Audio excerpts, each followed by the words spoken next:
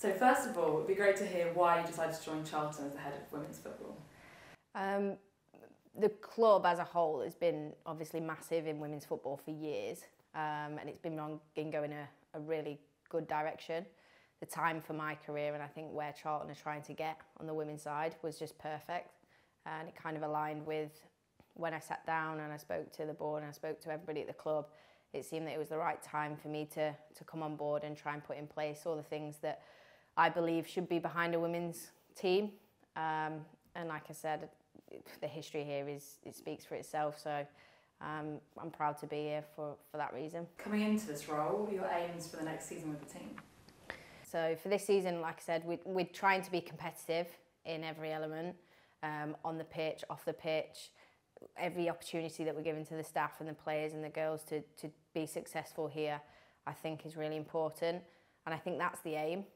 The results will take care of themselves if we put in the right performance and we get all the key elements that we've been working on right. So as long as we're competitive and as long as we are in the right mindset and we're in the right space and we're all driving towards the same goal, I think at the end of the season we will be where we are supposed to be. But when you join a football club, obviously you want to do well. So hopefully that's where we're at. Definitely. And then looking past this season, what are some of your long-term plans with the club? To be sustainable in being competitive. You know, you don't want to be competitive for one season and then sort of not hold your place. I think you have to earn that, and I think you have to protect that in regards to the performances and the culture and everything that you drive into the club. So I want us to not be just one season, be really successful, and then we have to rebuild. I want us to be successful year on year. That might look differently. That might be successful on the pitch one year and successful off the pitch, and the people that we're producing coming out of the club, it all looks really different. But I think to be successful for a long period of time is really important, and I think that's something we have to look at as a wider goal. Mm-hmm. And then focusing a bit more on this summer, what were some of yours and Karen's aims with the signings this pre-season? On how do you think they're going to strengthen the squad? Karen was very clear on she wanted good people in the building. She wanted players that she could trust, players that she could rely on. We've done a lot of work around being comfortable, being uncomfortable. So to find that profile of a player was really important.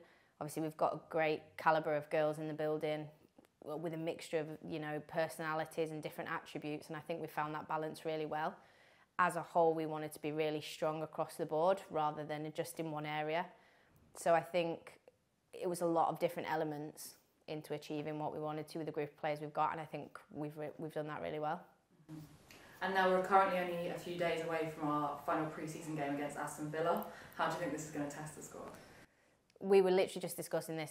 This will be a really difficult game for us, but I'm not looking at the result of this. I'm looking at us as a team. That is now our home ground. That's now where we need to be proud to play, and we need to protect us being there and be a place where people, yes, they can come, but they want to come.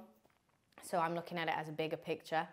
Yes, the game will be hard and the game will be difficult and they will be uncomfortable, but we've planned for this. But more so in just the occasion and making the Valley our home is really important, and how we settle into that, I think is where I'm at for the weekend. And then finally, looking a bit more broadly at the sport in general, what do you think is vital in keeping a club excelling in this volatile climate at the moment? I think stick to your values and, you know, always bring it back to why you're doing it and what you want to achieve. It's very easy to get caught up in the financial, the politics of football. When the season's moving, it moves at 100 miles an hour.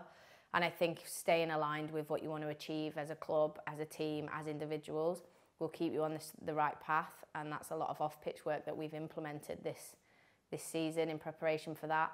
And hopefully we can navigate it successfully. Everybody's doing the same thing. Everyone's trying to do it. So I'm confident that we'll be fine with it.